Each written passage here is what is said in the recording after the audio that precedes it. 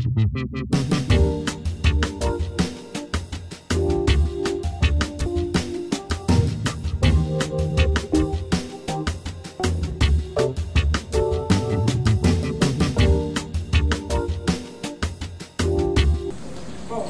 tarde a todos. Eu queria desejar boas-vindas para esse curso de extensão de História da Cartografia. Eu acho que é muita honra para a gente inaugurar um programa que a gente quer criar com mais frequência na Coordenação de História da Ciência, que são cursos de extensão de História da Ciência abertos a temáticas diversas, né? Sobretudo as temáticas com as quais as nossas pesquisas de alguma maneira dialogam. Então, enfim, esse curso é organizado pela Moema Vergara. A proposta, enfim, são 2 meses, né? Assim, ao longo desses 2 meses a gente vai ter algumas sessões ligadas de alguma maneira à história da cartografia. Então, acho que também é, de alguma maneira, uma interface muito cara para a gente, né? Até lembrando aqui muito brevemente que uma das contribuições de uma instituição como o Observatório, como o Imperial Observatório, era também fornecer dados que podiam ser usados para a elaboração de mapas mais precisos, com informações mais sustentadas tecnicamente, com uma maior precisão, digamos assim. Então é uma área que tem uma presença muito forte, não só na coordenação de História da Ciência, mas também no próprio acervo dessa instituição, sobretudo o acervo mais tridimensional, né, a coleção dos instrumentos, que muitos são instrumentos portáteis, servir exatamente para as viagens, né? Às vezes a gente não entende, porque com o observatório tem 500 mil teodolíferos, mas exatamente porque uma das contribuições e uma das, dos sentidos da própria instituição era também fornecer essas informações, né, que podem ser utilizadas de maneiras variadas, e uma delas é na cartografia. Então, acho que vai ser um curso que, de alguma maneira, vai trazer temas e assuntos que são do nosso interesse, mas também que a gente tem interesse em divulgar para um público mais amplo. Então, passo a palavra para a Moema, que vai apresentar a nossa, a Carla, que vai dar a aula inaugural, mas aí a apresentação mais formal vai ficar a cargo da professora Moema Vergara. Bom, gente, antes de passar a palavra para a nossa palestrante e tudo, eu queria apresentar um pouco o curso. Tem um nome Seminários, porque cada aula é em si, é uma atividade em si. E segue também mostra também um certo amadurecimento, do nosso grupo de pesquisa, Território, Ciência e Nação, que desde 2007 tem feito essa questão de fazer cursos de extensão como uma forma de comunicar o que a gente faz dentro de um instituto de pesquisa. E nos primeiros momentos, assim, nosso alvo eram os professores do segmento médio, de professores de Geografia e História. E com o tempo, a pesquisa também foi ganhando mais dimensão e tudo, e fomos chegando na questão da cartografia. Então, a proposta desse curso, ele tem, assim, no Brasil, a gente tem uma,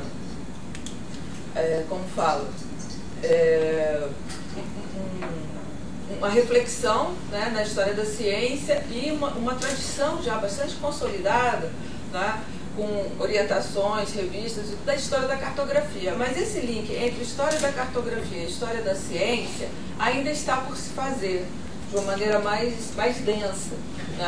Então é muito, assim, esse curso também representa um passo mais firme nessa direção, de ter essa relação entre história da ciência e história da cartografia. Não vou me alongar mais, e esse curso foi organizado na concepção, em tudo, comigo e com o professor Leandro, que está organizando o curso comigo.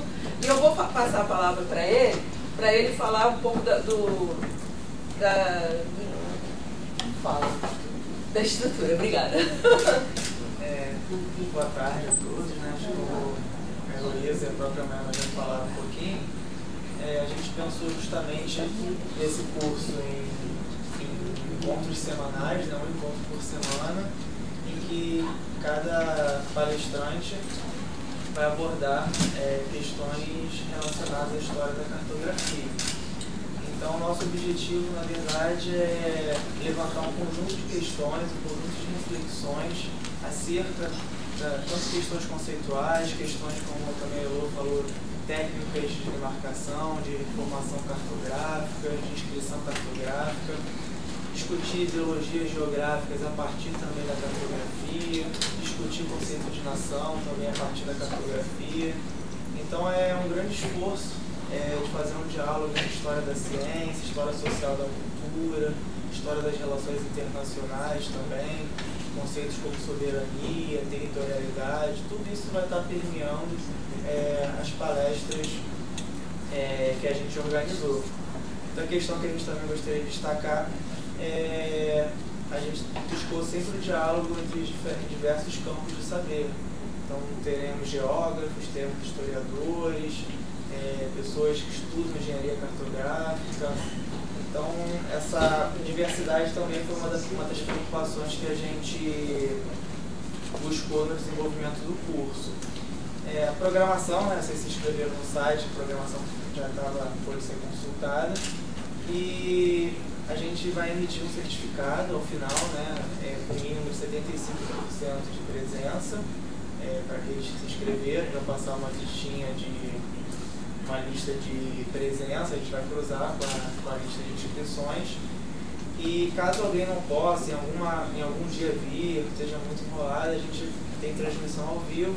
Aí a gente tem o Thiago, que também está ajudando a gente na divulgação e no meio digital. Ele vai fazer um link para quem quiser assistir, se cadastrar com e-mail, e aí a gente vai, quem conseguir assistir e computar, a gente computa como presença também. A gente vai agora passar a palavra para a Carla. Ao final, após a fala dela, a gente vai abrir o espaço para questões, para reflexões e diálogos, que é o nome, né, do nosso curso. E qualquer dúvida que vocês tiverem, qualquer dúvida que surgir também não relacionada à palestra, vocês podem procurar a mim ou a Moema, tá bom? E obrigado pela presença de vocês. Tá, pode. Gente, então, assim, é com muito orgulho e satisfação, né, que eu tenho aqui comigo a pesquisadora Carla Lois. Vai ser essa nossa segunda atividade juntas, né, esse esforço que eu estava falando, né, dessa relação da história da ciência com cartografia. Nós duas coordenamos um simpósio temático no último 25º Congresso Internacional de História da Ciência, né, que foi a primeira vez fora da AGI, né, porque nesse encontro de História da Ciência, a Sociedade de Geógrafos também se reúne, né. Então foi assim, um dos primeiros simpósios e tudo, que, dentro da História da Ciência, para pensar também a questão da cartografia, né. E então, nada mais assim, natural e muito feliz, né, apesar dos percalços e das aventuras, né, da Carla Lois estar aqui com a gente. Ela é autora de vários livros, né, sobre esse tema. É pesquisadora do CONICET em Buenos Aires, professora da Universidade de La Plata, né, e Agora de Buenos Aires. Fora de Buenos Aires? Não, agora de Buenos Aires. Agora de Buenos Aires. Ah, tá. Universidade Nacional. A Universidade de Buenos Aires, que era de La Plata, né? Aí tinha Buenos Aires, sim. E aí eu vou passar a palavra para ela, agradecer muitíssimo pela presença dela aqui conosco, e é isso. Aí eu não sei qual o arquivo, não consegui achar.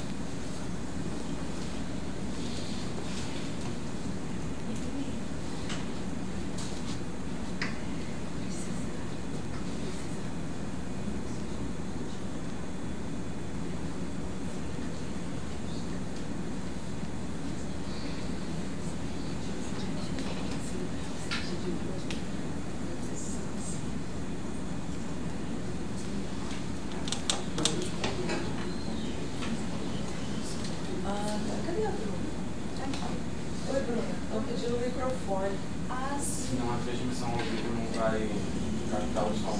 Tá, é melhor deve ter bem preparado. Aqui. Sim. Esse aqui? É.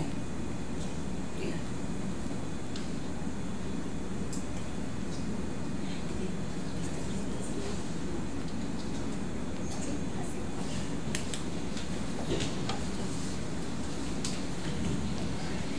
Boas tardes, graças a Moema pelo convite.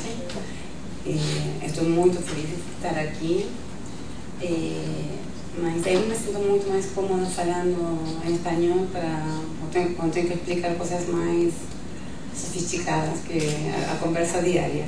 Então vou falar despacio e se alguma coisa vocês não entendem, você pode parar na hora, no momento. Ah, perdão, ela tinha me pedido e eu esqueci. Eu estou fazendo um monte de coisa ao mesmo tempo, vocês me perdoem.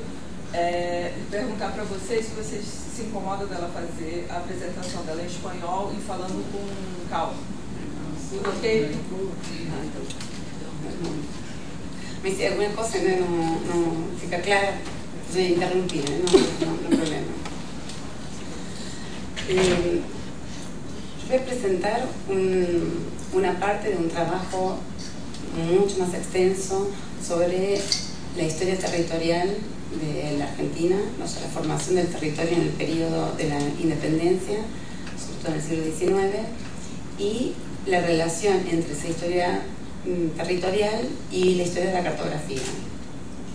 Básicamente comparando libros de historia, manuales escolares de historia y geografía y una serie de fuentes cartográficas que son poco conocidas en la Argentina, pero que son las más abundantes. Y titulé esta presentación Tensiones entre mapa y relato porque efectivamente hay dos maneras completamente contradictorias de armar la historia territorial argentina.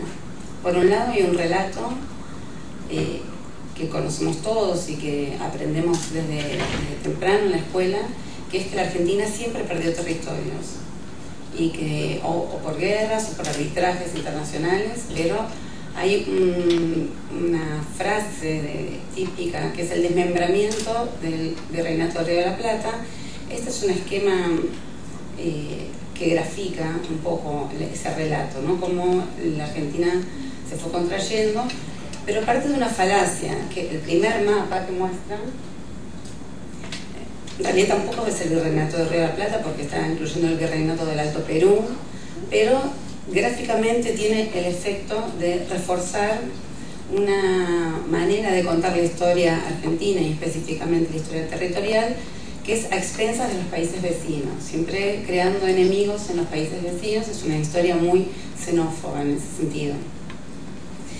Pero por otro lado, cuando uno analiza las cartografías desde el momento en que se creó la Argentina, que formalmente la Constitución Nacional se sancionó en 1853, y los primeros mapas oficiales de lo que en ese momento se llamaba la Confederación Argentina, y los compara con los mapas de la actualidad, hay en realidad una triplicación del territorio, 3 veces más de territorio en el mapa de 1853 que los mapas actuales.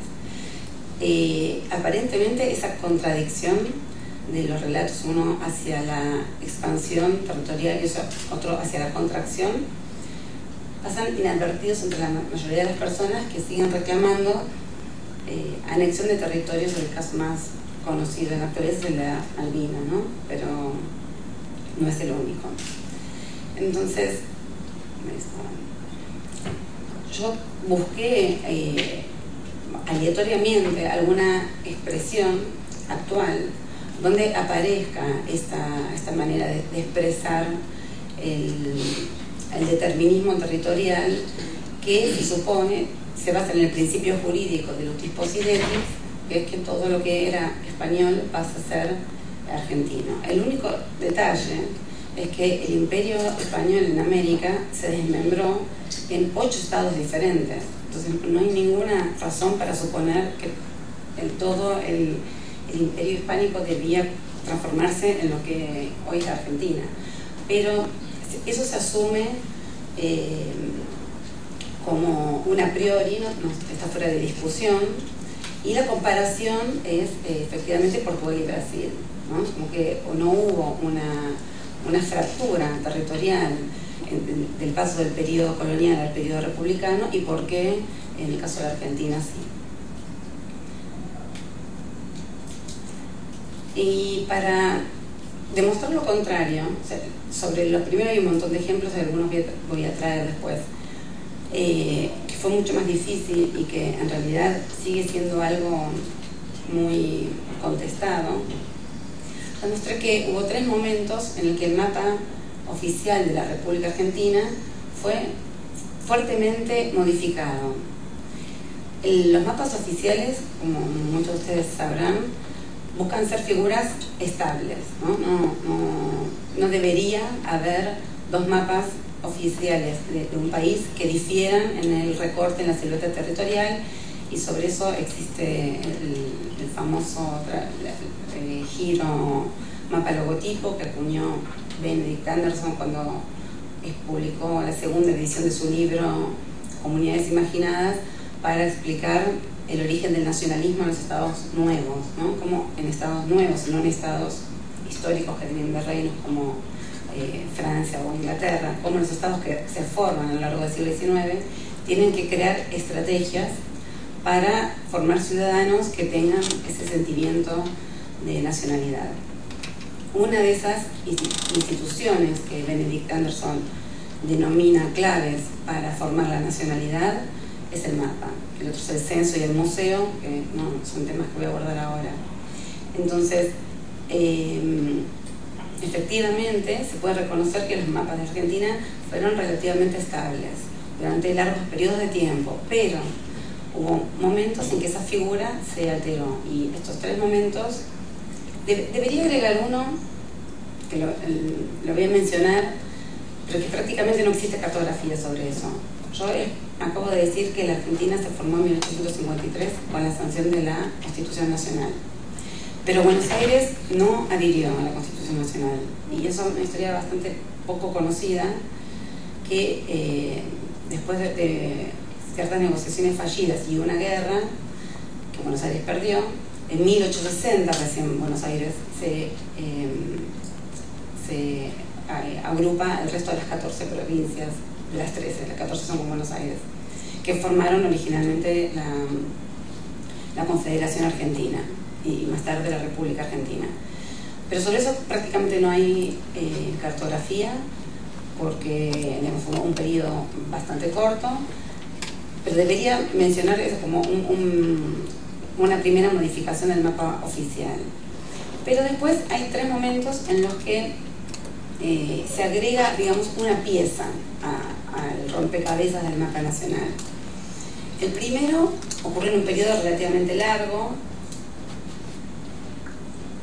en que consiste en la incorporación de la Patagonia, y ahora voy a ir en detalle sobre eso. El segundo es un poquito más corto y consiste en la incorporación de la Antártida, y el tercero es todavía más corto y más intenso, y consistió en la incorporación de las Malvinas, de las islas del Atlántico Sur, y la nacionalización de... Nosotros tenemos territorios nacionales, el último que quedaba era Tierra del Fuego, y se transformó en provincia en 1991 con el nombre, es muy largo, Tierra del Fuego, Islas Malvinas, Antártida e Islas del Atlántico Sur. Por supuesto que la Argentina no tiene soberanía sobre la Antártida, ni sobre las Malvinas, ni sobre la mayoría de las islas que forman parte del nombre de la provincia. Pero bueno, ese es el otro momento. Lo que voy a demostrar en esta presentación es que cada uno de esos momentos estuvo acompañado por una serie de políticas públicas que sostuvieron de alguna manera el discurso cartográfico. No es solamente alterar el dibujo, sino que hubo una serie de acciones concretas, específicas, tanto materiales como simbólicas, que reforzaron el nuevo mapa y le dieron legitimidad social. Acá hay un primer mapa del Virreinato del Río de la Plata. que es uno de los, está publicado en Londres por una de las casas editoras de mapas más reconocidas. Lo curioso es la fecha, que es 1812, cuando en realidad la independencia se declaró en 1810, se sigue denominando Virreinato del Río de la Plata, y los límites son bastante imprecisos, porque no se sabe específicamente en la cuestión del Chaco, que digamos, lo que se llama el Gran Chaco, en ese momento ni Argentina ni Paraguay tenían ningún tipo de acceso físico, entonces los límites están bastante desdibujados, es prácticamente imposible reconocer los actuales países, e incluso verán que el nombre Buenos Aires termina, el topónimo termina, en la última parte está escrita sobre lo que hoy es Uruguay, ¿no? Pero más o menos este es el perfil de lo que se pensaba que era el Virreinato del Río de la Plata, o sea que tampoco era aquel mapa primero que yo mostré, que llegaba de Tierra del Fuego hasta Colombia prácticamente, sino que es un mapa que normalmente no incluye la Patagonia. La Patagonia, como no tenía ningún tipo de gobierno de los estados que se estaban independizando, ni fue reclamada por ninguno de esos gobiernos, durante muchos años no formó parte ni de los mapas que se publicaron en Europa, ni de los mapas oficiales.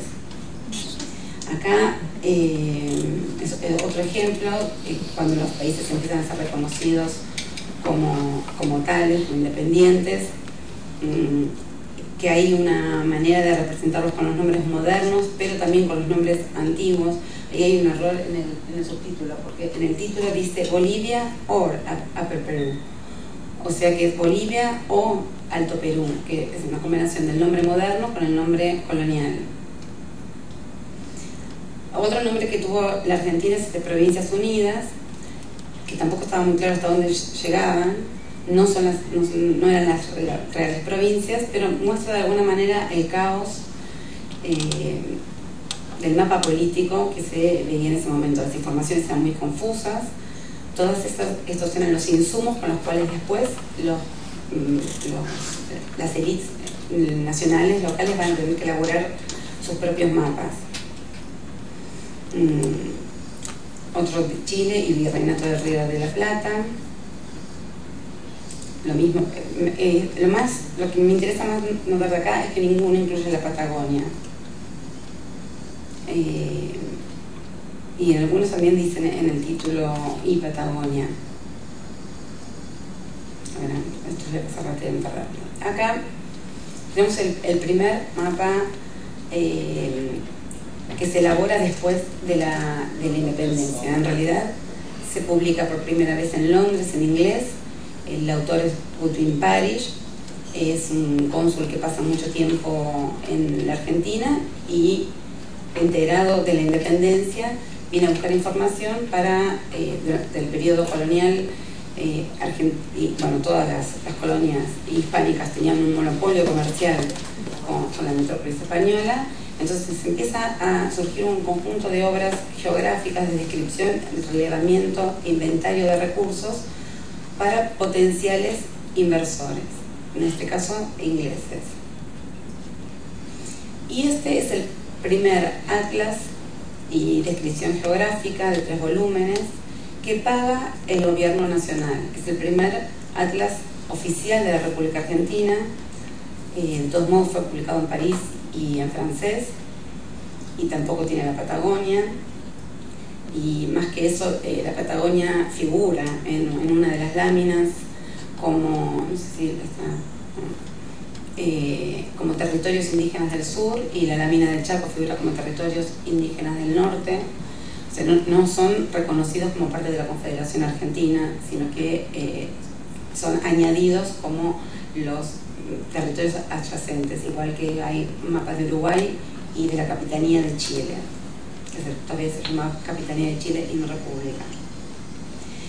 Este es un mapa que fue pagado por el gobierno, que funcionó como mapa oficial durante prácticamente 20 años, que es relativamente poco tiempo. Y si pensamos que fue publicado en París, escrito en francés, el público que estaba familiarizado con ese mapa era bastante reducido, ¿no? Apenas las personas ilustradas, que eran muy pocas, en Buenos Aires, Córdoba y con un poco de suerte en Tucumán, pero no tuvo una gran difusión en Argentina y sí circuló mucho en Europa. Y pronto empezó a ser criticado porque los países vecinos lo usaban como argumento para demostrar sus pretensiones territoriales. De hecho, fue tan criticado que fue abandonado por completo, casi no es mencionado en ninguna historia de la cartografía, y recién fue traducido al español en el año 2005 como una curiosidad historiográfica y no como un documento histórico. Los 3 volúmenes de descripción geográfica, que es la primera obra que se hace con Víctor Martín de Musí, quedó 14 años sobre todo en la bahía, en la cuenca del Río de la Plata, recopilando información de todos aquellos viajeros y gobernadores de toda la Argentina. Y fue pagado tanto él, su sueldo personal, como la impresión de la obra. En Buenos Aires no había imprentas que pudieran hacer este trabajo. Estuvo a cargo durante más o menos entre 15 y 17 años que llevó la elaboración de estas obras a cargo del gobierno nacional. Pero cuando la Argentina primero forma una comisión para llevar materiales a la Exposición Universal de Filadelfia de 1876, entre otras cosas se encarga una obra que reemplace al Atlas de Martín de Musí. También es encargada a personas extranjeras. Estos van a ser unos de los últimos extranjeros que van a trabajar en cartografía y geografía nacional. Y la parte de texto está a cargo de un alemán, de Richard Knapp, y la cartografía está a cargo de un departamento nuevo que se crea, que es la Oficina Nacional de Ingenieros, que está a cargo de Arturo von Sintram, y su ayudante Turmente elaboraron este mapa mural. Es un mapa de más o menos 2 metros por 1,30, que es el que incluye por primera vez el contorno de la Patagonia dentro de la silueta del mapa logotipo de la Argentina. Bueno, obviamente el mapa no llegó nunca a Filadelfia porque se publicó tarde y no cumplió el rol de propaganda en el extranjero que tenía que cumplir, pero sin embargo tuvo un efecto mucho más fuerte al interior de la comunidad argentina. Es que fue un mapa que se distribuyó en todas las oficinas públicas y a partir del cual se prohibió, con decretos que no siempre fueron respetados, no incluir la Patagonia en el mapa de la Argentina, que esta tenía que ser la imagen que se fijara de la República Argentina. Los mapas extranjeros, estos son de la misma fecha, seguían publicando y siguieron publicando hasta entrado del siglo XX lo que llaman República Argentina, o sea, con el nombre bastante actualizado, los nombres de los países vecinos, Chile, Paraguay y Uruguay. Pero la Patagonia, a los ojos extranjeros, seguía siendo un potencial estado nuevo e independiente. Así como habían surgido 8 estados después de las revoluciones independentistas, tranquilamente ese espacio que no era reivindicado por nadie y que de hecho en el mapa argentino aparece prácticamente en blanco, el único nombre que está escrito es Patagonia, atravesando toda la superficie, seguía siendo pensado como una eventual unidad política autónoma que se conformaría más tarde.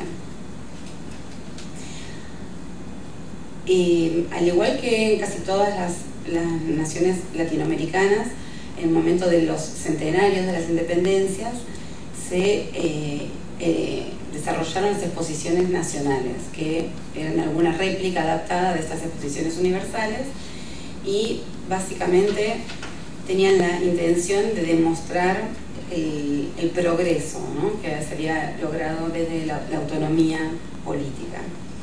Y este es un souvenir que se entregaba a los visitantes de la exposición nacional que se desarrolló en 1910 en 5 provincias argentinas.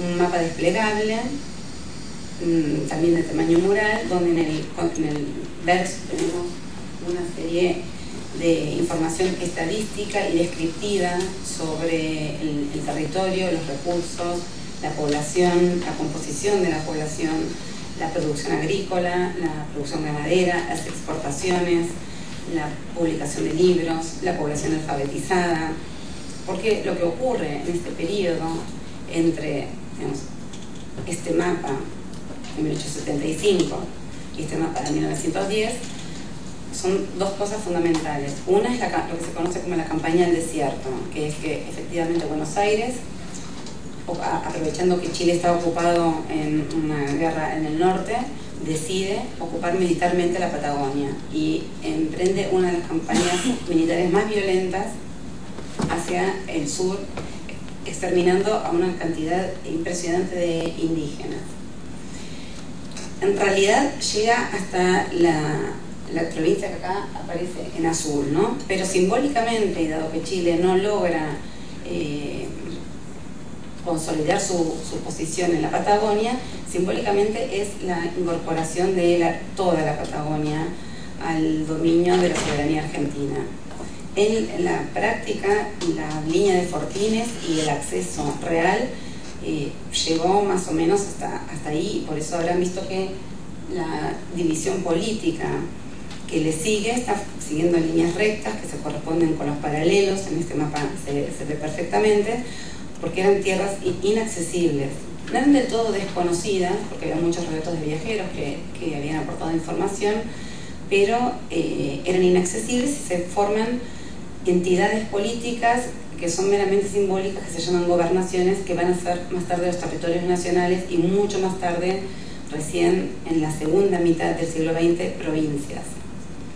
Toda la parte del Chaco, lo que son las provincias de Formosa, el norte Chaco, Misiones y bueno, todas las provincias del sur, fueron los territorios nacionales. Y hubo 10 hasta que uno, el verdecito, que está más al este, fue cedido a Chile, desapareció y lo que quedó se repartió entre las 3 provincias que quedaban. Entonces hubo un avance militar concreto que tuvo mucha repercusión y que fue acompañado por leyes, por ejemplo, de cesión de tierras, leyes de favorecimiento a la inmigración, de fomento a la inmigración europea. Se instaló lo más importante fue la colonia galesa, que persiste en la actualidad. Los otros intentos de poblamiento fueron bastante precarios y no sobrevivieron, y la mayor parte de los inmigrantes que llegaron, porque sí tuvo éxito la política de fomento de inmigración, pero no funcionó como esperaban y nunca fueron a estas zonas despobladas del sur y se quedaron en Buenos Aires. Y el otro caso que ocurre en este periodo, que va de 1880 a 1910, es la ley en 1884 de la educación obligatoria, gratuita y laica, con lo cual la alfabetización se vuelve una de las más altas en América Latina. Hay toda una intención de que los hijos de inmigrantes sean formados en la escuela como argentinos, entonces la política educativa es muy potente, se llega a ir a buscar a los niños a las casas para llevarlos a las escuelas. Se desarrolló una currícula escolar donde el mapa aparece como uno de los primeros elementos en los primeros textos escolares. Entonces, el hecho de que en 1910 el mapa de la República Argentina sea usado como un souvenir, cuando los otros mapas eran publicados en francés para un público extranjero y que no tenían ningún efecto sobre la idea de nacionalidad en Argentina, marca el primer periodo en que queda consolidada que la Patagonia forma parte de la República Argentina. A partir de esta fecha es prácticamente imposible encontrar incluso mapas extranjeros que separen la Patagonia de la Argentina. A veces por cuestiones de escala lo hacen en un gráfico aparte, en otra escala, en el lugar donde en este mapa está la cartela de la leyenda, pero indiscutiblemente la Patagonia forma parte del mapa logotipo de la Argentina. Este es el mapa oficial de la Argentina que figuraba en el sitio web del Instituto Geográfico Militar y que muestra lo que es el segundo periodo, que es la anexión de la Antártida. La primera vez que aparece un mapa como este, que no es este, es en 1941, cuando el gobierno del general Perón comienza a hacer las reivindicaciones oficiales de un sector de la Antártida, y exactamente también en 1941 se sanciona una ley que rige hasta la actualidad, que obliga a que todos los mapas publicados en Argentina sobre el territorio argentino tienen que incluir esta leyenda Antártida Argentina, aunque la República Argentina firmó el Tratado Antártico, que afirma que la Antártida es un territorio de la humanidad, que no está en juego la discusión de la soberanía, y que eventualmente, cuando se acuerde el cese de la vigencia de ese tratado y se comiencen las negociaciones entre los países que tienen interés en tener soberanía sobre la Antártida, nada de lo que se haya escrito, publicado o mapeado durante este periodo de vigencia del tratado va a poder ser usado ni a favor ni en contra de ningún reclamo. Entonces, esta anexión de la Antártida tiene un sentido meramente simbólico, porque no tiene ninguna utilidad ni diplomática ni ninguna validez internacional. Es un mapa que circula solamente adentro de la Argentina. Y para concientizar a las personas, sobre todo a los chicos que estaban en la escuela, que el nuevo mapa de la Argentina incluía la Antártida, se transforma también en un tema obligatorio en la currícula escolar.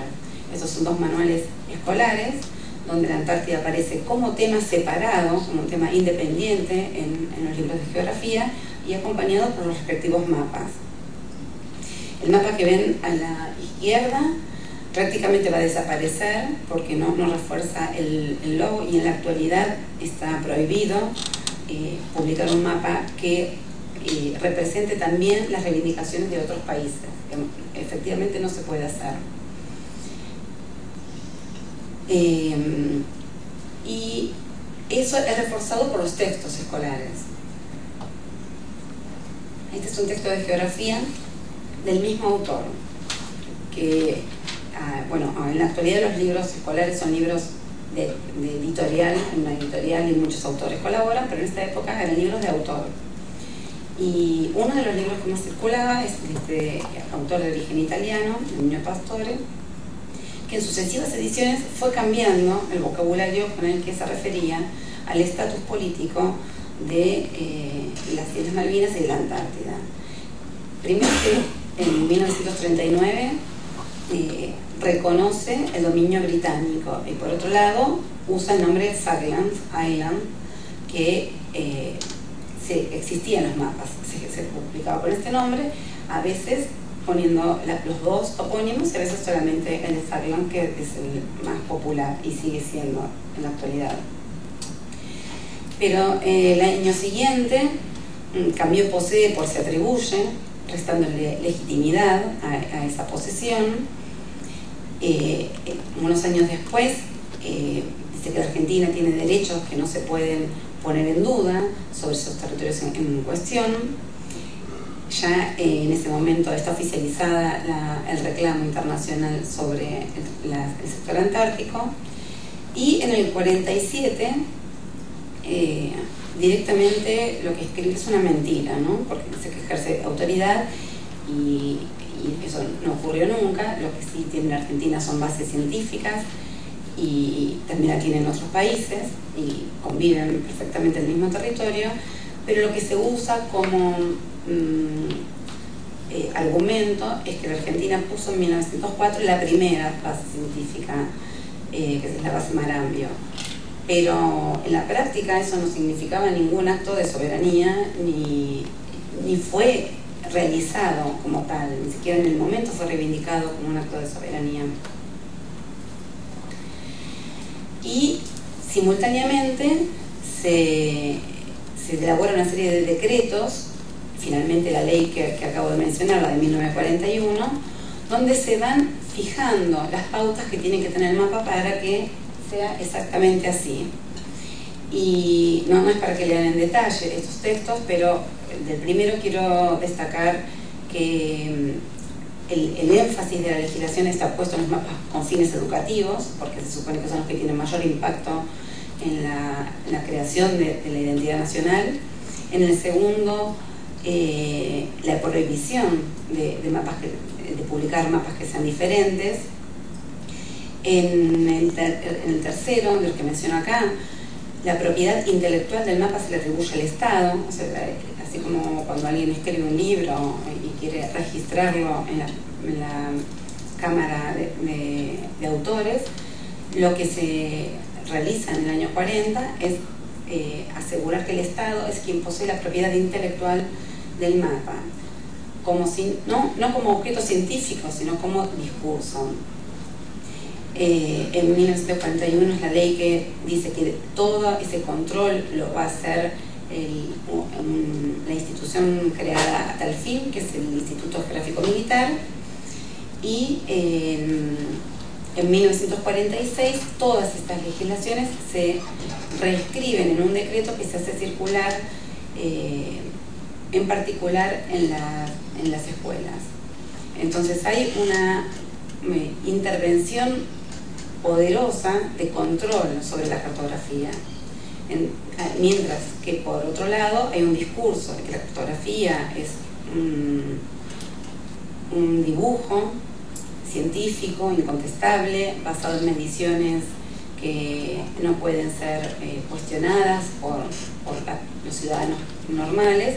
Por otro lado, y al mismo tiempo se transforma en un discurso gráfico como muchos otros, como la bandera o como el escudo nacional, como otros símbolos nacionales que no pueden ser alterados.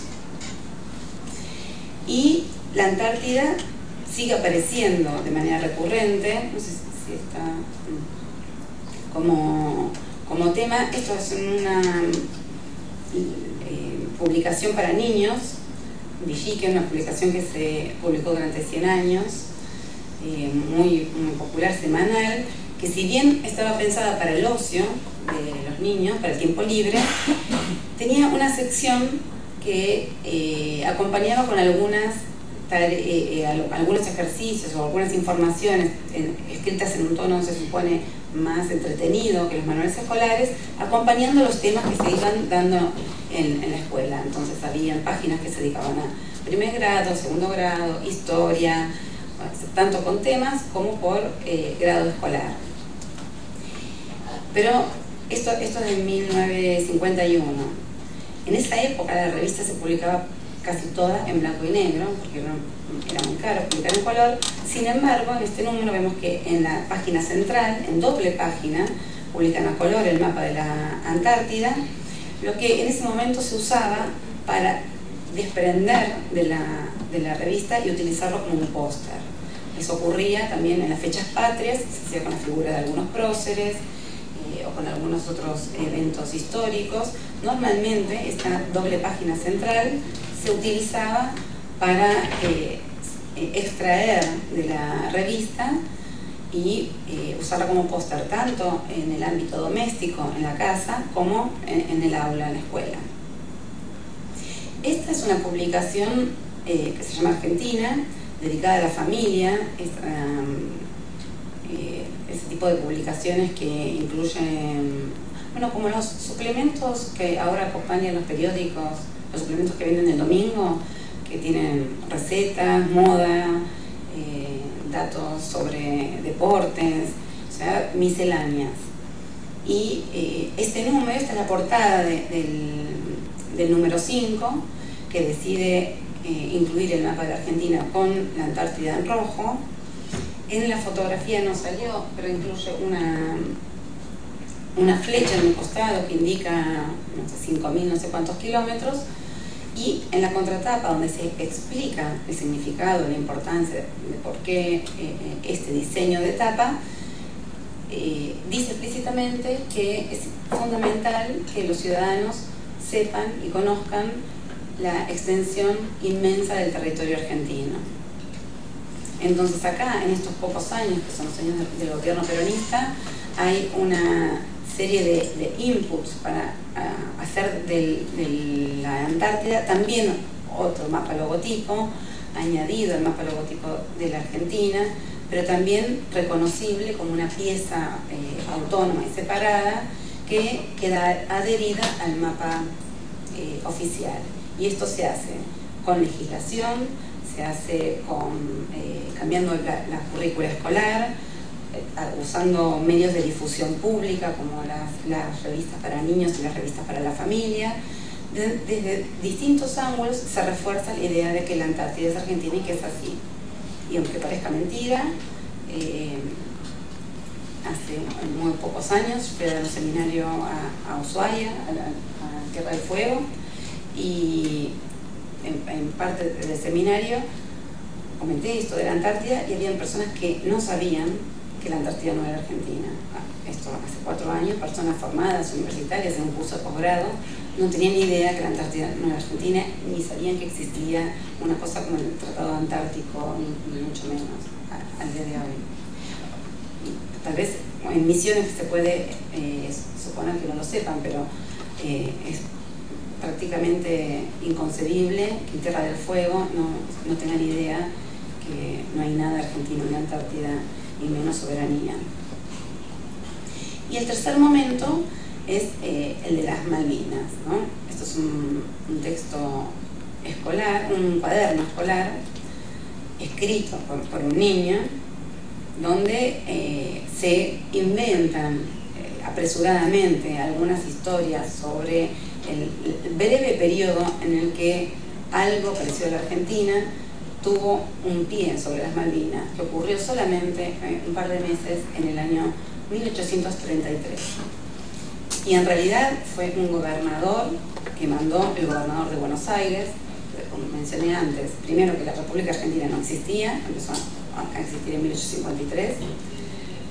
Además, Buenos Aires estaba completamente en guerra y en disputa con las otras provincias, y es solo Buenos Aires quien manda a este famoso Luis Bernet, que estudia como prócer, con el que empieza el texto, a tratar de instalar un gobernador en las Malvinas que se muere de frío. En cuanto llegan los ingleses se vuelve a Buenos Aires sin ningún problema y desaparece como conflicto. Pero en torno al 1978 comienza el conflicto por el Beagle, por el canal de Beagle entre Argentina y Chile, y casi se llegó a una guerra, y por la intervención del Papa Juan Pablo II se desactivó el conflicto armado, pero evidentemente con el gobierno militar de alguna manera quería seguir ampliando la soberanía sobre el sur, y comienza la Guerra de las Malvinas en 1982. Y este es un cuaderno escolar de 1982, es mío, yo estaba en tercer grado en la escuela, y recuerdo de la maestra eso que pasar con las aulas en esa época no eran como ahora, los chicos estaban todos callados, en silencio, sentados uno atrás de otro. La maestra era una autoridad importante. Yo recuerdo ese silencio del aula y la maestra poniendo el sello, y este ruido uno por uno, y era como si nos estuviera poniendo en la cabeza el sello de las Malvinas, sobre que debajo había que escribir: las Malvinas fueron, son y serán argentinas, y colorearlo, digamos. Esto era parte de la tarea escolar. Y otra vez vuelve a aparecer en los manuales escolares la idea de que hay un dominio efectivo y que ese dominio se hereda desde los tiempos coloniales. Se reactiva el discurso de la herencia colonial que durante casi 6 décadas había desaparecido como explicación de la formación del territorio de Argentina, con barbaridades, ¿no? Como esta que dicen... primero, España nunca tuvo tierras antárticas, por ejemplo, entonces es absurdo afirmar que tiene que heredar de España algo que España nunca tuvo, pero esto se aprendía. Entonces también se explica que algunas personas mayores todavía hoy tampoco sepan que la Antártida no es Argentina, porque esto formaba parte de lo que nos enseñaban y nos hacían repetir. También el mapa de las Islas Malvinas se transforma en un mapa logotipo, es casi uno de los mapas más conocidos. Esto es un cartel vial, está en una ruta en el medio de la Pampa, ¿no? No, tampoco está en Tierra del Fuego ni cerca de ningún lugar que tenga que ver con las Malvinas. Y cuando se cumplieron 30 años de la guerra, en el 2012, se sacó una legislación en la que se obligaba a poner un cartel como esto en todas las rutas nacionales. Entonces esto, que en el momento en que yo tomé la foto era una cosa aislada, se transformó en lo que llamaron homenaje nacional a los combatientes. Por otro lado, no tienen ningún homenaje, ni pensión, ni ningún trato particular, ¿no? Pero estos carteles ahora están en todas las rutas argentinas, también aparecen en forma de grafitis, entonces en la ciudad de Mar del Plata. Acá el mapa no le salió muy bien, pero bueno, lo importante es que cada vez que aparecen las Malvinas, el nombre de Malvinas, aparece el mapa. Y volvemos para ir terminando al mapa original. Esto es una revista que se llama Gente, que es una de las revistas que más apoyaba al gobierno de la dictadura, que más hacía propaganda al gobierno militar. Toda su política editorial era pro dictadura, y este mapa apareció ahí, ¿no? Que no es algo que no quería decir al principio, pero así como en la época del gobierno peronista el mapa aparecía en revistas de circulación doméstica, en este momento aparece en una de las revistas que tiene mayor circulación, mayor dinero. Es una revista que se distribuye en todo el país y es una revista básicamente de propaganda del gobierno militar. Entonces, recapitulando para terminar, en estos 3 momentos en que se modifica el mapa de la Argentina, la incorporación de la Patagonia, la incorporación de la Antártida y las de Malvinas, hay un detalle que en general que no había sido advertido hasta hace muy poco. Es que los 3 tienen una fuerte componente militar. Los 3 están relacionados con avanzadas militares. O sea que la historia territorial de la Argentina es una historia militar. La incorporación de la Patagonia es una campaña física, militar, muy numerosa y, como comenté, de exterminio directamente. El segundo momento, con la incorporación de la Antártida, ocurre cuando durante más de 10 años está en el gobierno un presidente que es general y que basa casi toda su política interna en su formación como militar. Y el último momento, el último cambio en el mapa, se da durante el único conflicto bélico que tuvo la Argentina durante todo el siglo XX. Esta idea de que la historia argentina fue una historia de expansión y no de contracción, y que además esa expansión estuvo a cargo de los militares, tanto en la práctica como en lo simbólico, es algo que molesta a casi todos, los hace sentir incómodos a casi todos los intelectuales ahora, ¿no? Es un tema muy polémico porque nadie quiere aceptar que en realidad la Argentina se formó gracias a cuestiones militares que en la teoría ninguno aceptaría, pero tampoco ninguno está dispuesto a ceder, porque la mayor parte de los argentinos afirma que las Malvinas son argentinas, que obviamente no es mi posición y la explico en otro momento porque es muy larga, pero ningún argentino, o casi ninguno, está dispuesto a aceptar que hay 6 generaciones de británicos, de primera, de segunda, de lo que sea, que hablan otro idioma, que aprendieron otra historia, y que sería casi un acto colonialista querer invadir las Malvinas y ocupar un territorio que forma parte de otro estado. Y sin embargo se da esta contradicción en querer que las Malvinas sean argentinas, haber apoyado la guerra, haber apoyado el gobierno militar, pero por otro lado descreer de los gobiernos militares. Esta básicamente la... bueno, este es el final de... como si fuera poco, hasta el 2010, el mapa más conocido de la Argentina es el que se pone en la Antártida a una escala menor, ¿no? Porque, bueno, por economía gráfica, porque cualquier mapa temático que se quiera hacer sobre Argentina, densidad de población, cualquiera, requiere que la parte continental sea la que ocupe mayor superficie del mapa, porque es ahí donde hay información.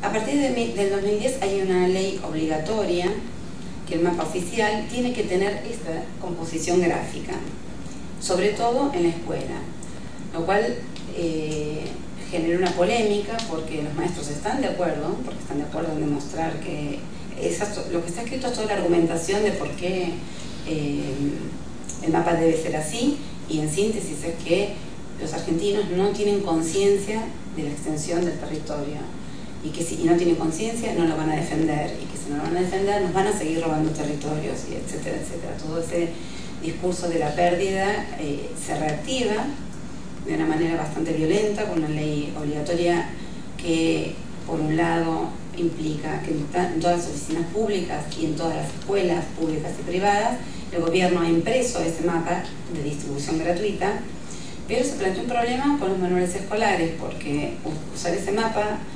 genera problemas para usar verdaderamente el mapa como dispositivo gráfico para representar información geográfica, porque la Antártida termina ocupando la mitad de la página y la información es prácticamente invisible. Con lo cual, este es el límite hasta donde llega el fanatismo de querer demostrar lo indemostrable, y aún aquellos que están convencidos de eso se ven obligados a solicitar, como los maestros, a solicitar permiso para poder utilizar, para enseñar el mapa como era anteriormente. Entonces, para cerrar, el crecimiento del mapa en Argentina sigue hasta el día de hoy, sigue siendo sostenido de todas las maneras posibles, particularmente en la escuela y con legislación que castiga la publicación de mapas que sean diferentes, pero por otro lado persiste en el imaginario común que la Argentina siempre se vio afectada por los países vecinos que nos robaron gran parte del territorio, y por países imperialistas como Gran Bretaña, que también ocuparon el territorio argentino. Eso es todo. Muchas gracias.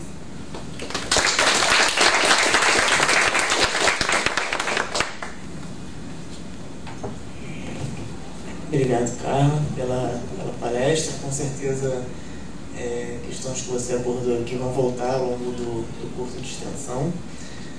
Vou abrir agora para perguntas, para comentários em relação à palestra da Carla.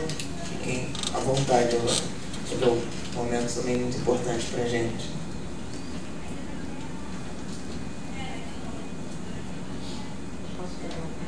Por favor.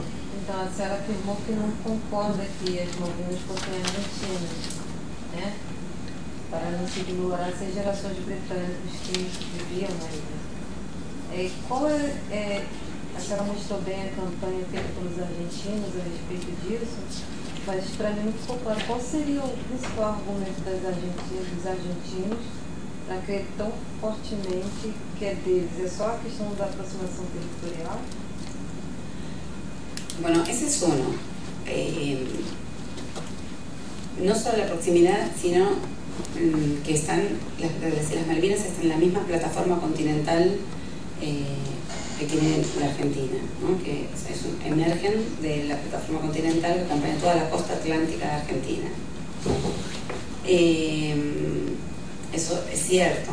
Lo que no es cierto es que estar en la plataforma continental otorgue soberanía. Sí, y sin ir más lejos, las Islas Británicas están en la plataforma continental de Francia. A ningún francés se le ocurriría reclamar las Islas Británicas solamente porque están en la plataforma continental. Y la organización política de los estados se inventó mucho antes que la geología y que el descubrimiento de las plataformas continentales, así que como argumento es bastante bastante pobre, pero se distribuyen también muchos mapas de propaganda con el mar vacío, mostrando esa conexión de la tierra, ¿no? Como del origen. Entonces eso, la cercanía garantizada por la plataforma continental.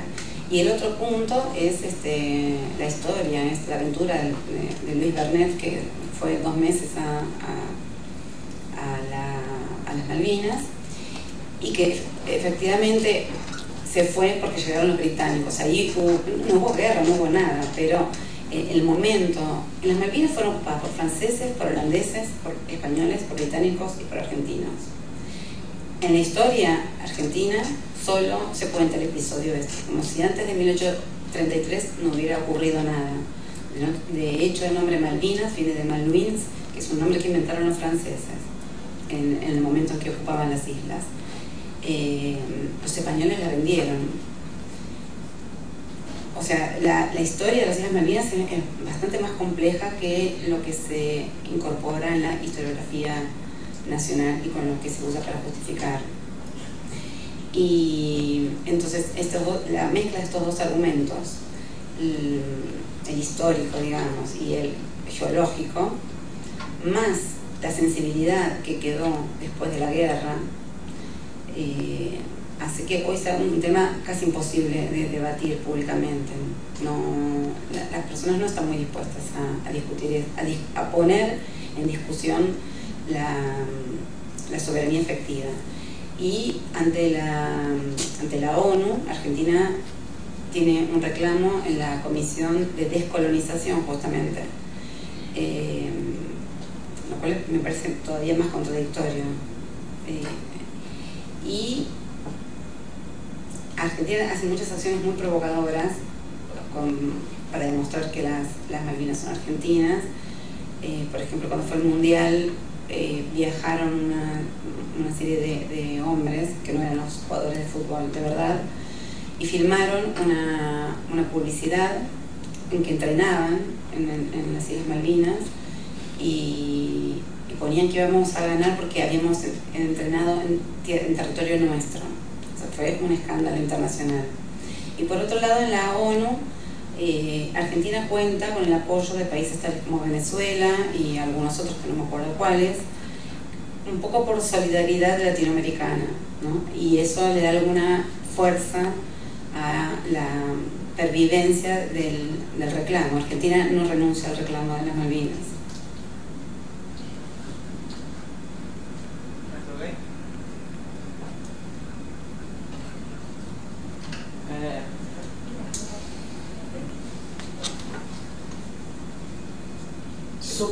Sobre essa produção de mapas na Argentina, 2 questões. Então a gente pode dizer que basicamente o que o governo regula serve muito mais para divulgação interna do que para um uso diplomático ou para um uso político em organismos internacionais, seja o que for.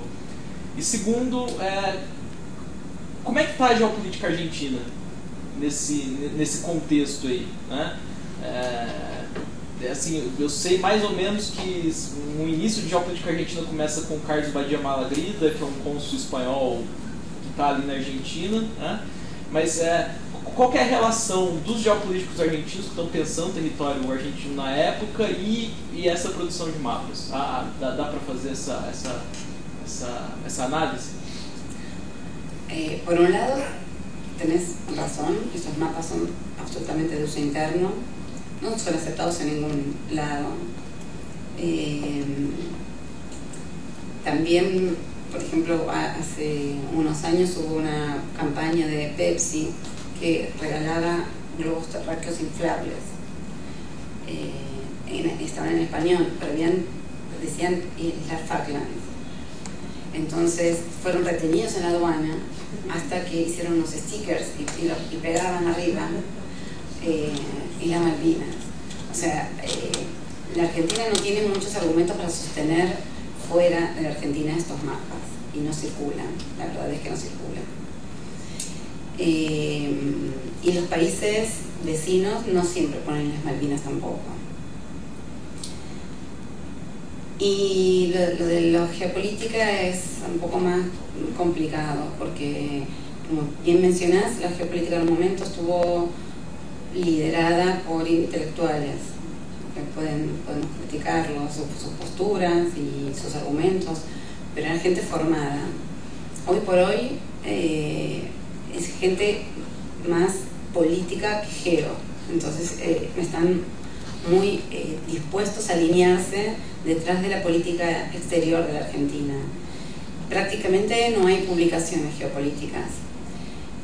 Existe todavía una revista que publica la Escuela de Defensa Nacional, que tiene, digamos, un programa de formación donde se enseña geopolítica.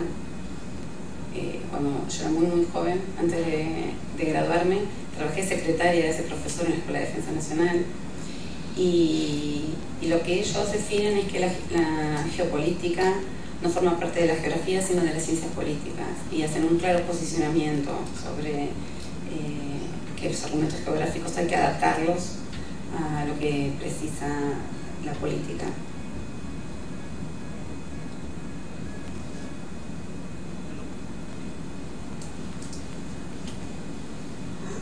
Bom, eu queria agradecer, Carla, acho que foi uma bela estreia do curso, né? Com vários elementos importantes, né? Que, assim, um deles, então eu gostaria que você falasse mais um pouquinho. Para quem se aproxima da história da cartografia, enfim, acaba que é quase que vira um lugar comum a ideia de que os mapas eles não representam uma realidade, mas eles constroem uma estratégia espacial. Então acho que isso de alguma maneira aparece. Aí eu não sei se eu perdi, eu peço desculpas, né? Porque a gente nasce achando que fala espanhol, mas não, de jeito nenhum. Eu acho que nós brasileiros tínhamos a obrigação de saber falar espanhol. Eu acho que espanhol, enfim, um pouco mais. Mas eu acho que enfim, é uma língua próxima, a gente podia ganhar muito, não tenho a menor dúvida. Mas enfim, voltando um pouco ao que eu gostaria de ouvir mais num determinado momento, você falou que o Estado impunha um determinado desenho às escolas. Aí me deu a curiosidade de saber se os programas dessas escolas são mais locais, porque eu não entendo nada da história da Argentina, só o que eu escuto, enfim. Então não sei se, porque, por exemplo, no caso da história do Brasil, a gente sabe que tem uma tensão muito forte, né? Do Estado Central se impondo sobre os estados, né, das províncias na época do Império, mesmo depois da República, que acalmou mais, que eu saiba, não tem nenhuma guerra, nenhum projeto separatista. Mas isso durante muito tempo era, enfim, não era só um fantasma, né? Era fato. E ficou me ocorrendo se havia muito, enfim, se isso aparecia também, né? Por trás dessas representações, que tipo de disputa poderia ocorrer, né? Em que medida se incorporar um mapa nacional também ajudaria, já que você falou também que tem um peso muito mais interno do que uma geopolítica mundial, né? Se há alguma pista das relações entre esse grupo que, né, que impõe, que controla, que representa talvez mais o Estado, então esse desenho, essa silhueta nacional, em relação a esses projetos, não sei se eles podem ser considerados mais provinciais, enfim, não sei se faz sentido. Bueno, Argentina es un país altamente centralizado en Buenos Aires, ¿no? Eso está clarísimo. Y hasta los años 1990, la currícula escolar era como en Francia, dirigida por el Ministerio de Educación de la Nación. Y las currículas eran uniformes en todas las provincias.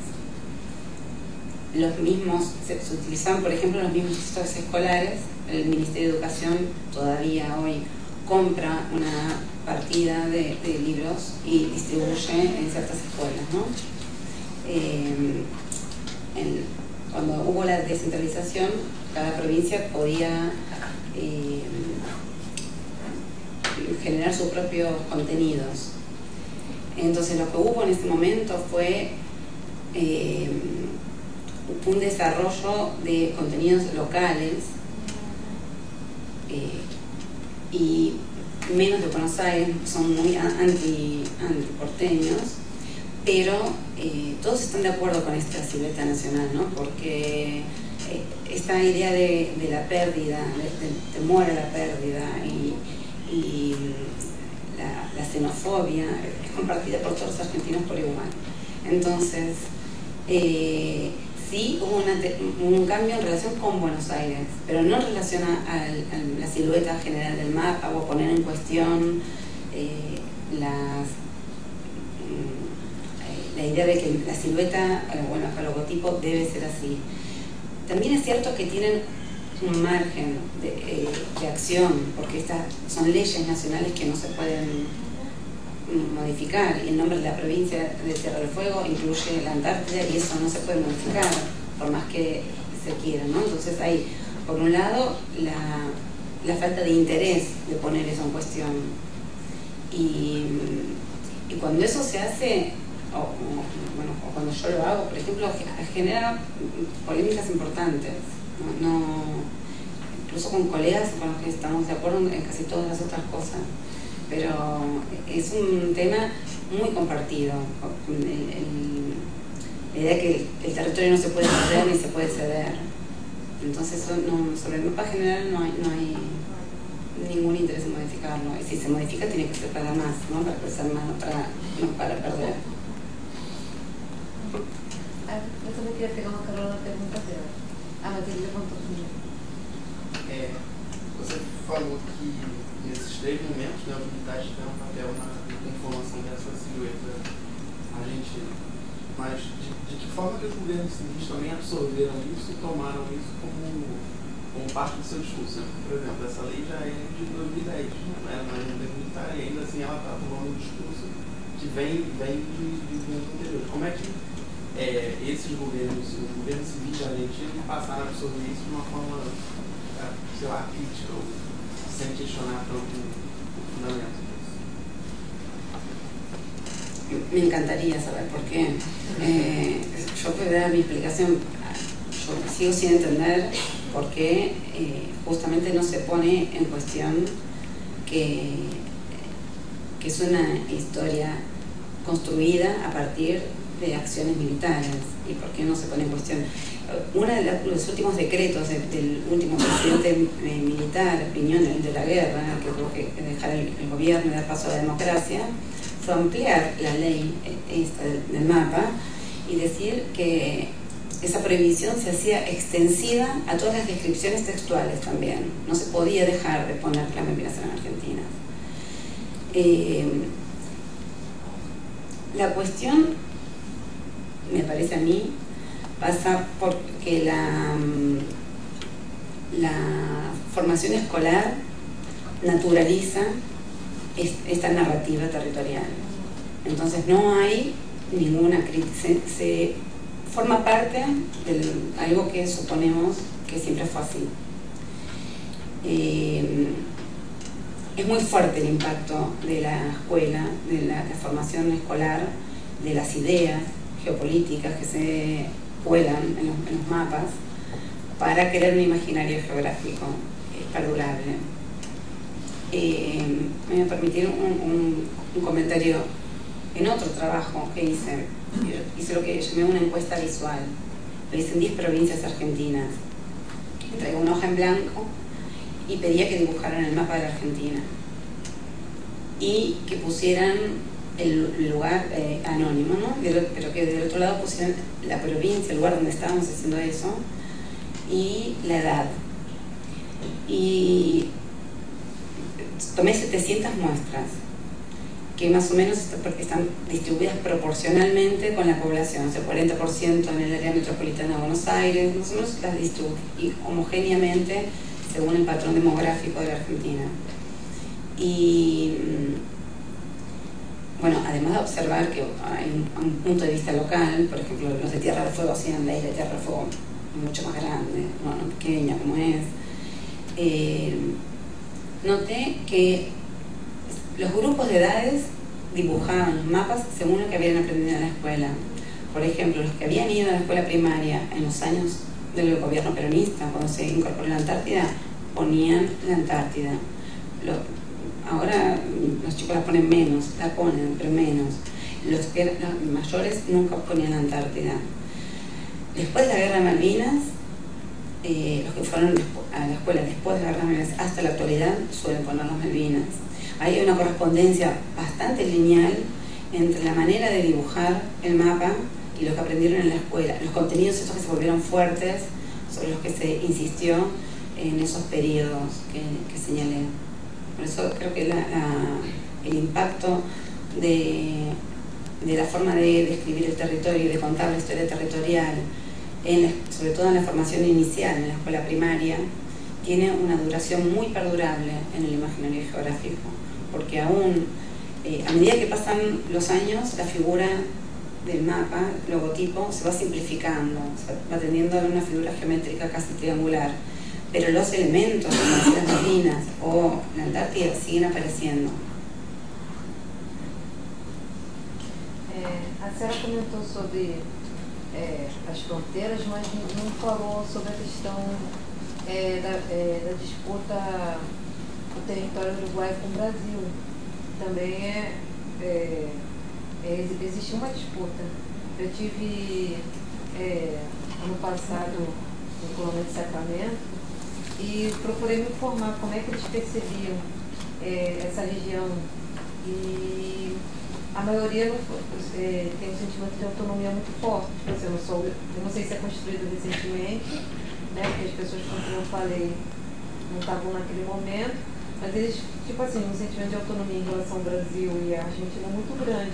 Qual o discurso que circula? Aqui no Brasil se fala muito pouco sobre essa disputa.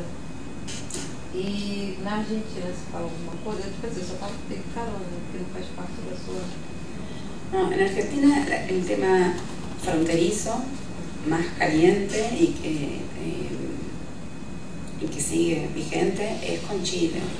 Las otras fronteras no forman parte de la agenda pública ni de la agenda diplomática. Siempre el conflicto, bueno, que hay zonas que todavía no están demarcadas en la cordillera, ¿no? A pesar de los múltiples acuerdos que hubo. Y el tema más preocupante, o el tema del que todos saben, el tema del que se habla, el tema que aparece, es el problema con Chile. Y si se corren los mojones y con esa cuestión. Con los otros países, por lo menos por ahora, hay una visión un poco más pacífica, un poco más amistosa, pero con Chile hay una rivalidad geopolítica increíble. Hace poco se hizo un estudio justamente de manuales escolares comparados a Argentina y Chile, qué imagen tenían, se llama la imagen del otro, pagado por los dos gobiernos, por los dos ministerios de educación. Y efectivamente está comprobado que los manuales recientes, bueno, los del principio de siglo también, mucho más, pero que los manuales recientes siguen reproduciendo un discurso muy xenófobo en contra de Chile, y que cuando toca contar el conflicto de límites siempre sigue siendo muy acusatorio y muy denunciante de un avance o una pretensión indebida de Chile sobre el territorio de Argentina. Ese es el conflicto más conocido sobre el que se habla. Eu não entendi muito bem qual é a relação da Argentina com a Antártida. Você podia explicar de novo? ¿Con la Antártida? Isso. A ver, la Antártida hasta los años 40 no tenía ningún tipo de regulación de soberanía, pero obviamente nadie va a ir a vivir en la Antártida, tampoco era un territorio muy disputado. Lo que había eran bases científicas de muchos países. La Argentina, en este sector que marca este mapita, puso la primera base científica en 1904, pero no es la primera base científica de toda la Antártida, eso tampoco se cuenta, ¿no? Puso una base científica que convive con otras bases científicas y militares. Se supone que es un territorio donde se pueden hacer pruebas militares sin afectar a la población, pruebas científicas sobre, ahora por ejemplo, el calentamiento global o las especies los pescados, ¿no? Son las especies, los peces,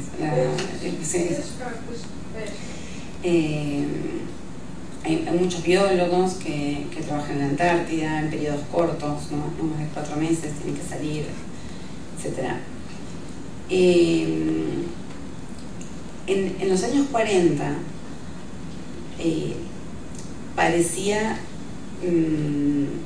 apareció en la escena internacional la discusión sobre cómo regular o quién iba a financiar el mantenimiento de esas bases científicas y militares.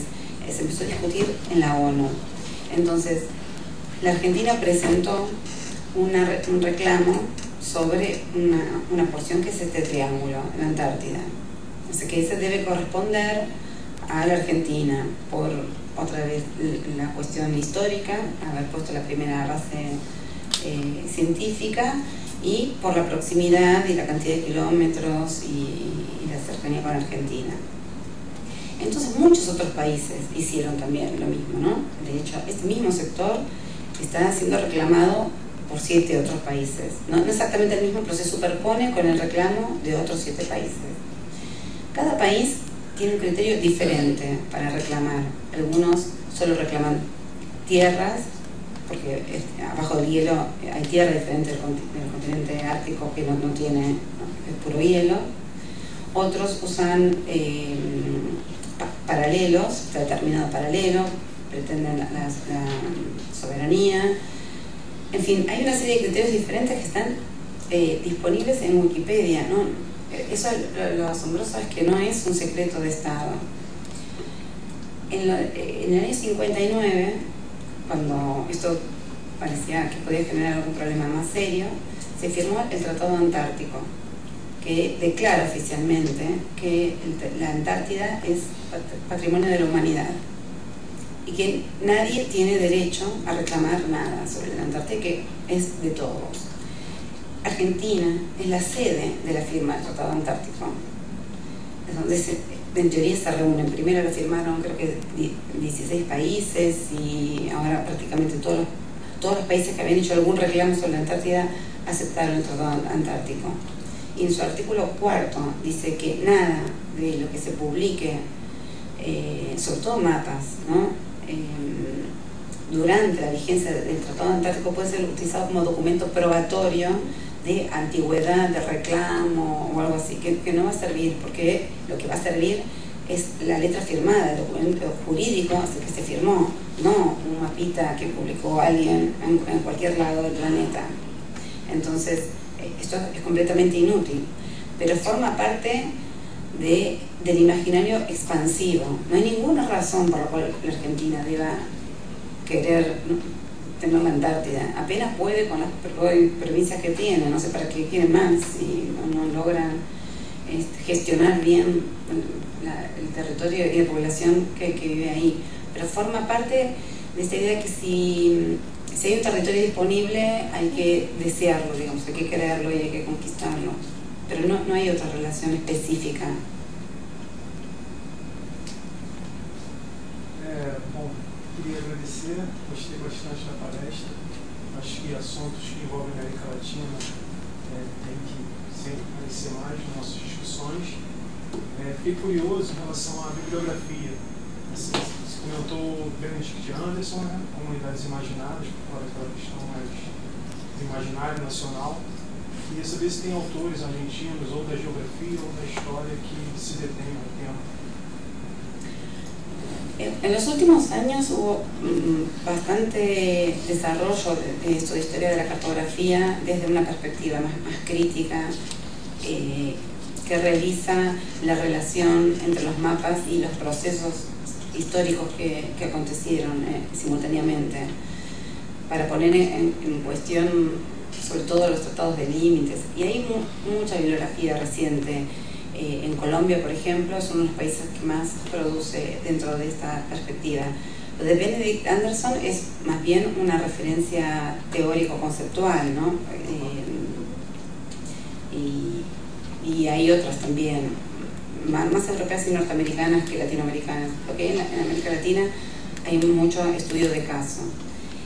Y otra parte, o sea, sea, Benedict Anderson es como la referencia en cuanto a la ficción del nacionalismo, la construcción, que es cómo se construye, ¿no? Que no es un sentimiento con el que se nace, sino que se aprende, y cómo y dónde se aprende es lo que habla él. Y después otra bibliografía que tiene que ver con la manera, con la aproximación metodológica a los mapas y a la historia, está más relacionada con lo que está haciendo el mundo anglosajón, sobre todo, ¿no? Hay un núcleo de gente que trabaja en torno a un proyecto que se llama The History of Cartography, y tiene muchas publicaciones sobre casos específicos, pero también sobre maneras de pensar esta cuestión, si se trabaja desde la semiología, si se trabaja desde la historia cultural, desde los estudios visuales. Hay como diferentes perspectivas teóricas para aproximarse a estas cuestiones. Y también es interesante que hay escritores británicos que están estudiando cómo se mapeó la India, también desde esta perspectiva postcolonial, poniendo en cuestión la supuesta asepsia del trabajo científico, ¿no? Con que iban solamente para tener idea de cómo estaba conformado el territorio, ¿no? Porque toda la agencia performativa que tiene el acto de mapear. Tem Kapil Raj, trabalha muito. Sí, sí. Bueno, él criticó a otros británicos también, él tiene algunos problemas con los británicos. Sí, sí.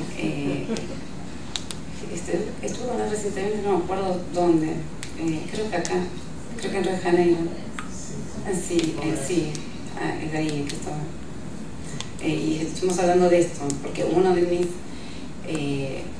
colegas más próximos, que es el que dirige el proyecto de History Cartography, con quien trabajo, me dijo que es como su archienemigo, que no le diga que lo conozco, porque que no me iba a convenir. Y nada, habíamos sacado una foto, que no le muestre la foto a Matthew Erdney. Fue una conversación muy interesante la de Kapil, sí. Uma pergunta também, por agradecer, Carlos, eu acho que é super interessante. A gente vai descobrindo também a história dos países vizinhos que a gente não sabe tanto, e tem várias coisas são parecidas também, em alguns aspectos, assim, como a gente perceber. Eu queria voltar um pouco naquele mapa que você mostrou, que teria sido preparado para a exposição de Filadélfia, mas falou que acabou não sendo preparado a tempo. E porque estava com a data de 1875. E eu queria que você falasse um pouquinho mais sobre esse mapa e perguntasse se você tinha falado que depois da exposição de 1910 eles fizeram um mapa que foi distribuído, que esse acabou ficando mais como uma. Fazendo mais gerando essa imagem, a primeira imagem, o primeiro mapa mais forte, né, do território. E aí que você falasse um pouquinho desse mapa, o que aconteceu com ele depois, se ele foi exposto, se ele chegou a circular um pouco. El otro, de 1910. Y sobre este mapa que... o que aconteceu com esse mapa, na verdade? Nada. La verdad es que fue descubierto mucho tiempo después. Se imprimió una cantidad reducida porque la idea era llevarlo a Filadelfia, ¿no? Y el decreto que pedía que se hiciera los materiales para Filadelfia solicitaba que se hiciera con datos nuevos, porque en esta época es cuando se organizan las primeras oficinas estadísticas, el primer censo nacional se hace en 1869, se crean todas estas oficinas de relevamiento topográfico que mandan topógrafos al campo a hacer relevamientos. Entonces lo que se pide para la construcción de este mapa es que esté basado no en una recopilación de esos mapas extranjeros, que es como el primer divorcio que hay, la primera ruptura, con la copia de todos esos otros mapas que mostré antes, que tenían la Patagonia o que tenían límites imprecisos, que los países vecinos utilizaban y que había creado controversias políticas.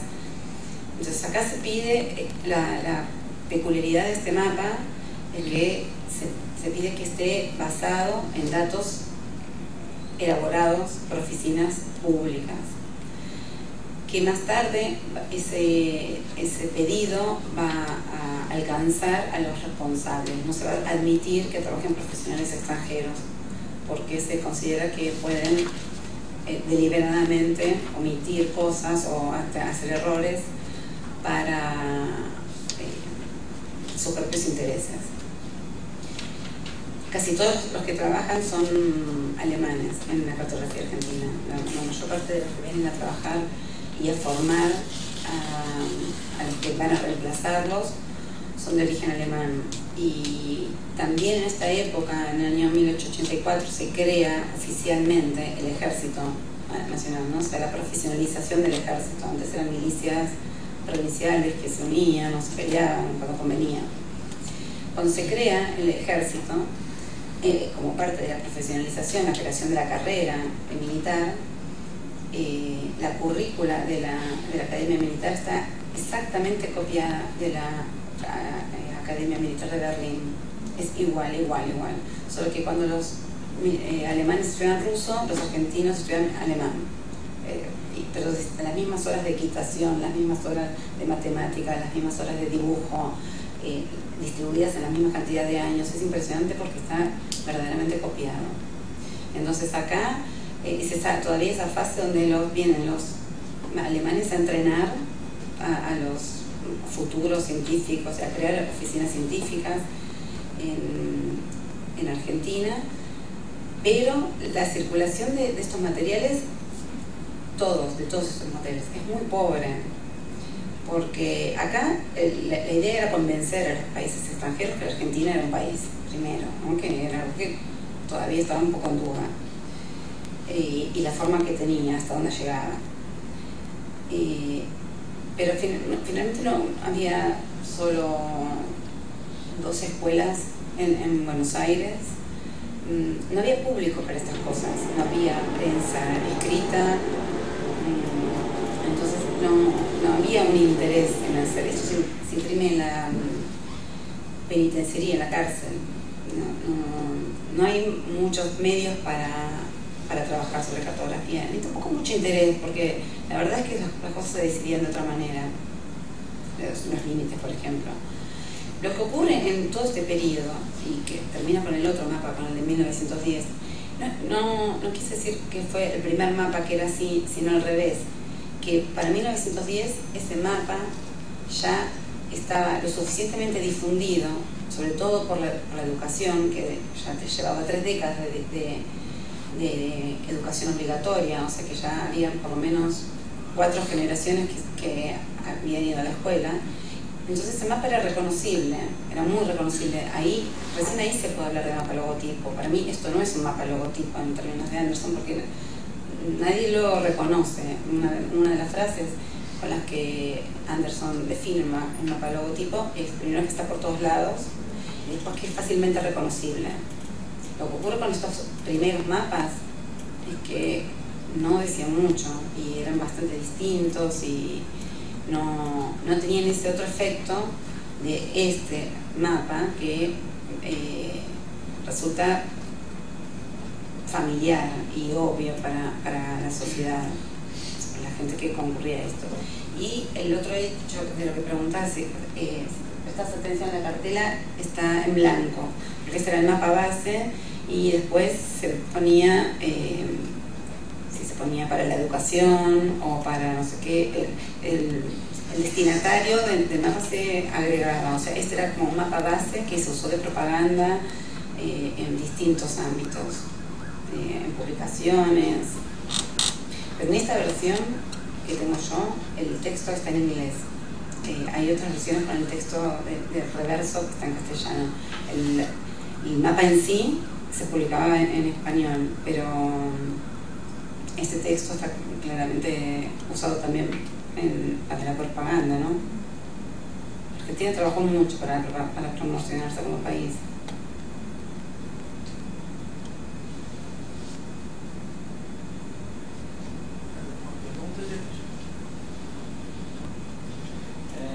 Só aproveitando que a gente ficou nesse período, nesse primeiro período aí que você delimita na transição do século XIX para o século XX, fazer uma comparação com o Brasil.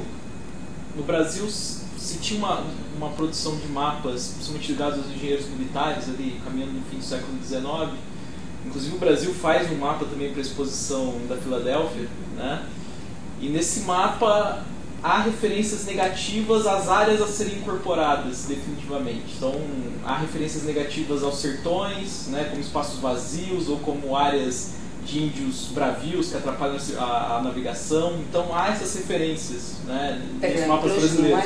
Aí eu queria saber, se comparando com os mapas argentinos, se há referências negativas à Patagônia, no sentido de estar escrito lá que é uma área vazia, de que é uma área habitada por índios selvagens, enfim, se dá para fazer essa correlação com o caso argentino. No, solamente lo dejan en blanco, no, dejan en blanco, pero no mencionan ni siquiera las comunidades aborígenes que estaban ahí. En otros mapas sí aparecen, porque los mapas militares que se usaban para hacer las campañas ahí, aparece esa información, y también de manera negativa, pero esos mapas no circulaban, aunque algunos se imprimían, no circulaban, no se conocían.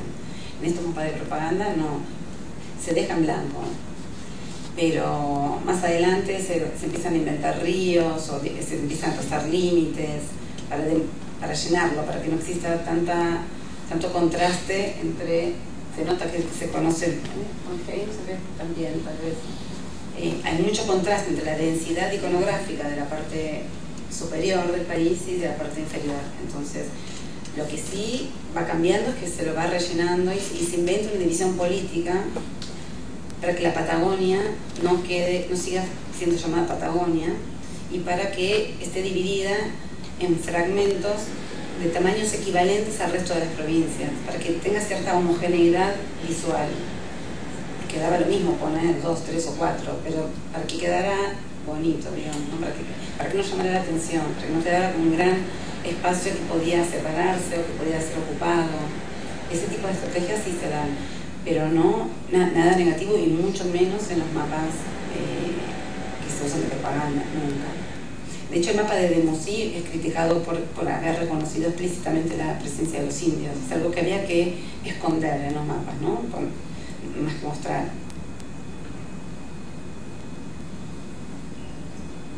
Então, na verdade, a ausência já indica uma violência simbólica muito grande com pelo menos os nativos dessa região. Bueno, hay violencia física y simbólica sim, también, ¿no? Sim. Mataron a todos. Além de tudo, uma violência simbólica Sim. também. Além da violência física, uma violência simbólica. Sí.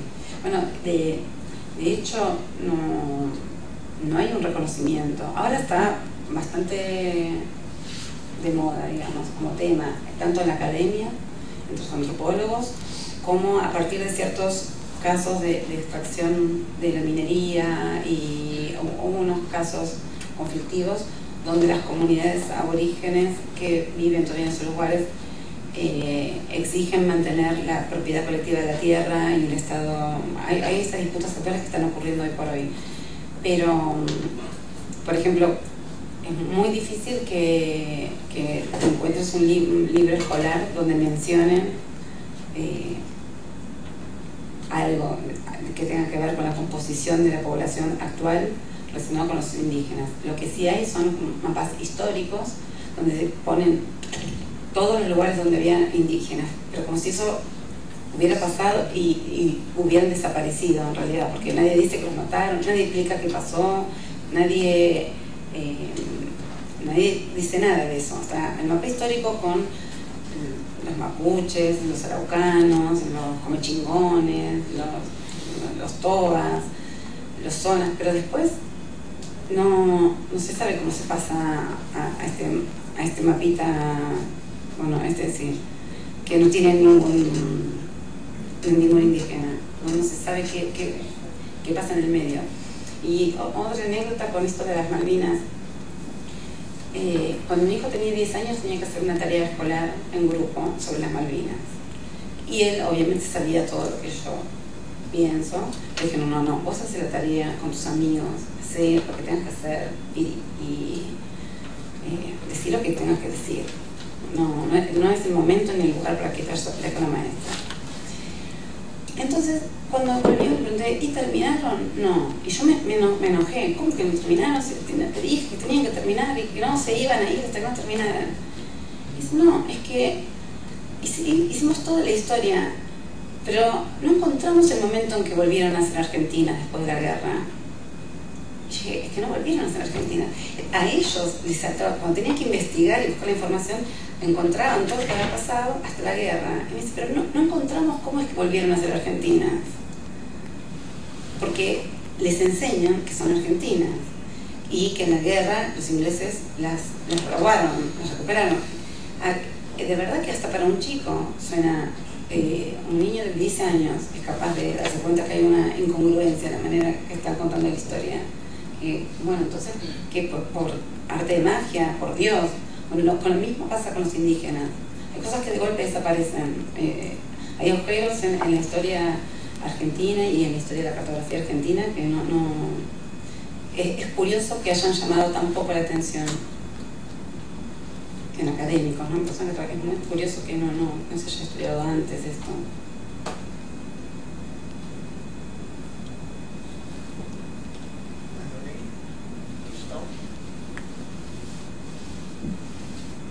Mais uma vez, obrigado, Carla, pela sua palestra, pela conversa que a gente teve aqui depois. Acho que as reflexões não vão se encerrar aqui, a gente vai mantendo contato, né? E então, pessoal, semana que vem a gente retoma o curso, agora já entrando na história da cartografia no Brasil, né? Com a palestra da professora Heloísa Gesteira, que vai falar sobre a experiência na colônia, principalmente os processos demarcatórios associados aos tratados de limites do século XVIII, especificamente o Tratado de Madrid, né, Heloísa? E a gente então se encontra às 2 horas novamente, e qualquer dúvida que vocês tiverem, a gente também tem um contato por e-mail que vocês fizeram no portal do TCN para tirar qualquer dúvida, tá bom? Mais uma vez, obrigado, Carla.